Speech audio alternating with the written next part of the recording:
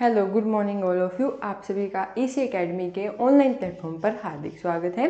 ठीक है भाई, देखो आज की क्लास का मेन हमारा टारगेट क्या है, इस टॉपिक को समझना। क्या टॉपिक है? Apgar scoring. आज ये एक ऐसा टॉपिक है, इसके बारे में हर एक एग्जाम के अंदर पूछा जाएगा। 1 से 2 क्वेश्चन आपके आज वाली क्लास में कंप्लीट हो जाएगा।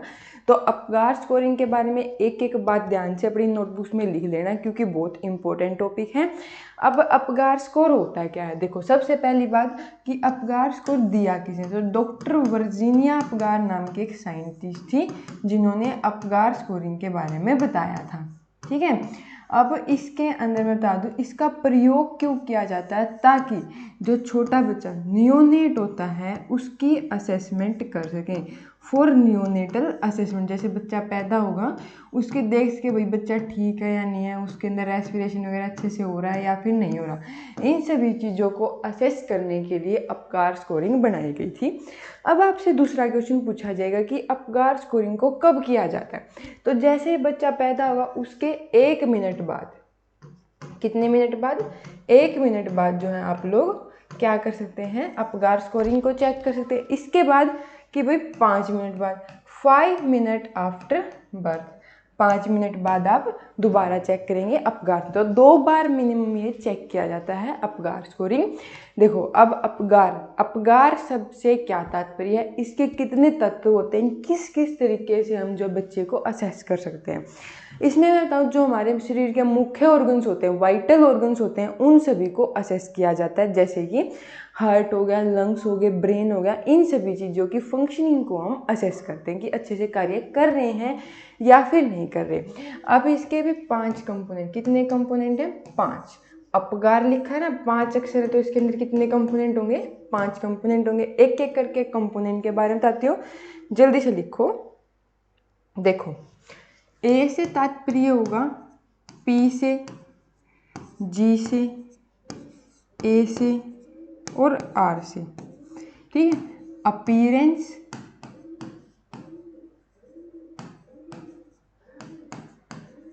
पल्स,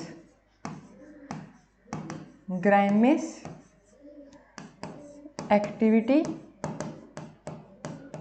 और लास्ट में हमारा रेस्पिरेशन। ठीक है, इन सभी को हम क्या देखेंगे, चेक करेंगे। तो देखो, इनके अंदर मैं स्कोरिंग बता दूँ, 0, 1, 2। मैक्सिमम स्कोर कितना होता है अपगार स्कोर का? मैक्सिमम नंबर, अच्छे से अच्छा बच्चा होगा तो उसको 10 नंबर देंगे। इसमें अगर मिनिमम से पूछा जाए, मिनिमम हमारा 0 से 1 का एक पूरा स्कोरिंग चार्ट होता है, जिसके अंदर हम नंबरिंग से कैटेगराइज करते हैं कि बच्चा ठीक है या उसके ऊपर कोई इंटरवेंशन की ज़रूरत है। ठीक है, अब अगली बात देखो, अगर बच्चे का कलर, बच्चा देखना आपको कि उसका कलर पिंक है, भाई अच्छे से ब्लड फ्लो कर रहा है, तो उसको हम कितने नंबर देंगे? 2। कि भाई पूरी बॉडी उसकी क्या है, पिंक है, तो हम उसको कितने नंबर दे देंगे? यहाँ पे 2 नंबर दे देंगे। इसके बाद अगर बच्चे के हाथ पैर नीले पड़ गए, बीच का शरीर गुलाबी है और हाथ पैर नीले पड़ गए हैं, तो हम उसको कितने नंबर देंगे? 1।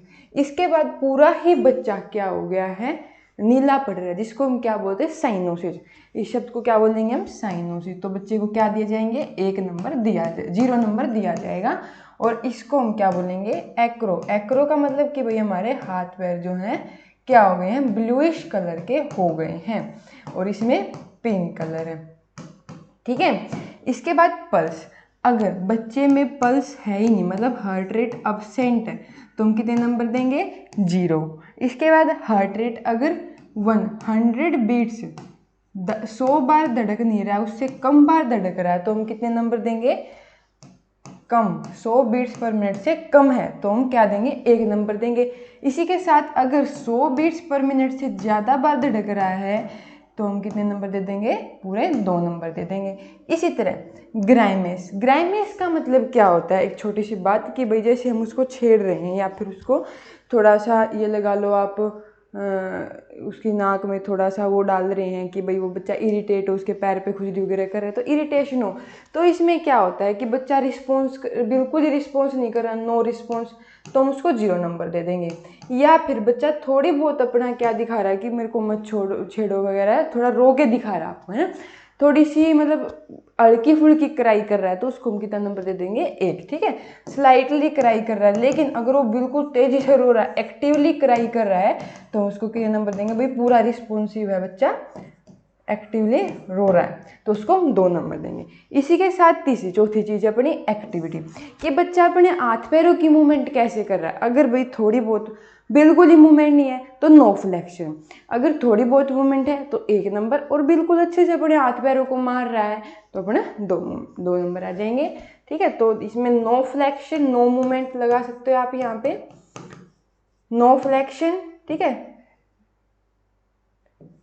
स्लाइटली का फ्लेक्शन है, वहाँ पे लेस फ्लेक्शन लिख सकते हो आप, मतलब कर तो रहा लेकिन अच्छे से नहीं कर पा रहा। और तीसरी चीज़ अपनी गुड फ्लेक्शन भी बोल सकते हैं और प्रॉपर फ्लेक्शन भी है उसकी, तो उसको हम 2 नंबर देंगे। इसी के साथ अपना लास्ट रेस्पिरेशन, यहाँ पर हम रेट को नहीं लेते, ये चीज़ याद रखना, अपने एग्जाम्स में रेट नहीं देखा जाएगा, रेस्पिरेशन रेट, वो रेस्पिरेशन जो है किस एफर्ट से करा, अच्छी तरह अपने लंग्स को अच्छे एक्सपेंड करके अपना सांस अंदर बाहर कर रहा है या फिर बस हल्का फुल्का कर, उसके ऊपर डिपेंड करता है अपना रेस्पिरेशन। तो रेस्पिरेशन रेट को नहीं काउंट किया जाता, रेस्पिरेशन एफर्ट्स को काउंट किया जाता है। इसके ऊपर बहुत बार क्वेश्चन, क्योंकि बच्चे कंफ्यूज हो जाते हैं कि रेट आएगा या एफर्ट आएंगे, ठीक है। तो अगर बच्चे का रेस्पिरेशन अब्सेंट है तो 0 नंबर दे दिया जाएगा, अगर बच्चा रेगुलर रेस्पिरेशन कर रहा है तो 2, और इरेगुलर है मतलब थोड़ा सा अच्छे से नहीं एफर्टली कर रहा है तो उसको हम क्या बोलेंगे, 1 नंबर दे दिया जाएगा। तो इन हिसाब से इन 5 कंपोनेंट्स, ये क्या है इसके कंपोनेंट, इनके हिसाब से हम क्या करते हैं, अपगार स्कोरिंग करते हैं, ठीक है। अब याद रहेगा इन सभी के बारे में। अब देखो इन सभी को मैंने मैक्सिमम 2 नंबर दिए थे, अब बच्चे को 10 नंबर में से कितने नंबर मिलेंगे उसके ऊपर डिपेंड करता है कि उसके ऊपर हमने इंटरवेंशन करनी है या फिर नहीं करनी है, ठीक है। अगर कुछ समझ में ना आए तो आप बीच में पूछ सकते हैं, कोई दिक्कत वाली बात नहीं, कमेंट सेक्शन में भी अपना क्वेश्चन डाल सकते हैं। देखो भाई, जैसे मैंने कोई बच्चा चेक किया 1 मिनट पे 5 मिनट पे, उस टाइम अगर बच्चे ने 8 से 10 नंबरिंग तक स्कोर कर लिया, या फिर मैं बोलूँ कि भाई ये लगा लो आप कि 4 से 7 नंबरिंग तक स्कोर कर लिया, और बिल्कुल ही कम कि 3 से कम स्कोर किया है, ठीक है, 0 से 3 स्कोर किया, तो हम क्या करेंगे। देखो 8 से 10 वाले में कुछ नहीं करना, बिल्कुल ठीक है बच्चा प्रॉपर है, नो इंटरवेंशन रिक्वायर्ड, यहाँ पर हमारी किसी भी इंटरवेंशन की नीड नहीं होगी, नो इंटरवेंशन। लेकिन अगर 4 से 7 है बच्चे के अंदर तो हम क्या करेंगे, उसको ऑक्सीजन देंगे भाई, उसकी सक्शनिंग करेंगे, ठीक है, उसका एयरवे पेटेंट रखेंगे, ये बात सारी याद रखना क्या क्या हम उसके अंदर करेंगे, एयरवे पेटेंट रखेंगे। इसके बाद अगर हमारे बच्चे की 0 से 3 है तो उसके अंदर तो बहुत क्रिटिकल कंडीशन, तो हम उसको क्या देंगे, नियोनेटल रिसक्सिटेशन दे देंगे, ठीक है। ये अपने सारे क्या हो जाएंगे, हर एक इंटरवेंशन हो जाएगी हर एक तरह के स्कोर के लिए, ठीक है। ये सब तो क्या था, अपगार की स्कोरिंग, अपगार की कंपोनेंट्स वगैरह सब, अपगार क्या होता है। अब इसमें से क्वेश्चन कैसे पूछ लेगा वो मैंने आपको बीच में बता दिया, ठीक है भाई। अगर किसी का अभी भी डाउट हो इस टॉपिक के रिलेटेड तो आप लोग कमेंट सेक्शन में इसका कोई भी डाउट आप पूछ सकते हैं, कोई दिक्कत वाली बात नहीं है, ठीक है भाई। और ऐसे ही अपनी तैयारी को मजबूत बनाने के लिए आप सभी जो है विजेता बैच से जुड़ सकते हैं। ईसीए एकेडमी पर आपको कौन सा बैच, विजेता बैच मिलेगा, जिसके अंदर आपको सारा नर्सिंग का सिलेबस प्लस में नॉन नर्सिंग का सिलेबस करवाया जाएगा, ठीक है। तो अभी चलते हैं, थैंक यू वेरी मच सभी का, धन्यवाद।